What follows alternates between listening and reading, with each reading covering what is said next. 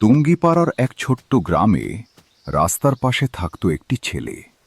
সবাই তাকে টৌকায় বলে ডাকত।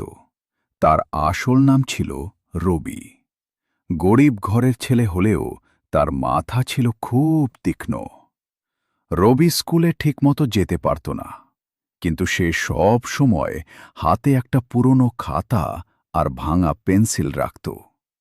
রাস্তার পাশে বসেই সে বড় বড় অঙ্ক করত, যোগ, বিয়োগ, গুণ, ভাগ, এমনকি কঠিন হিসাবও। একদিন গ্রামের স্কুলের শিক্ষক সেই রাস্তা দিয়ে যাচ্ছিলেন। তিনি দেখলেন ছোট্ট রবি মাটিতে কাঠি দিয়ে লিখছে ১২৫ গুণ ২৪ সমান। কিছুক্ষণের মধ্যেই রবি উত্তর বের করল। শিক্ষক অবাক হয়ে জিজ্ঞেস করলেন, এই অঙ্ক কে শিখিয়েছে তোমাকে? রবি লাজুক হেসে বলল, স্যার, আমি নিজেই বই দেখে শিখেছি। শিক্ষক তার খাতা দেখে আরও অবাক হলেন। সেখানে বড় বড় অঙ্ক করা, সব সঠিক। পরের দিন শিক্ষক তাকে স্কুলে ভর্তি করে নিলেন।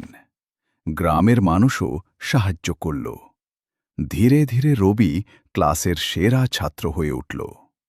বছর কয়েক পরে সেই রাস্তার টৌকা রবি হয়ে গেল একজন বড় গণিতবিদ। সবাই গর্ব করে বলতো, দেখো, যে ছেলে রাস্তার পাশে বসে অঙ্ক করত সে আজ সবার সেরা।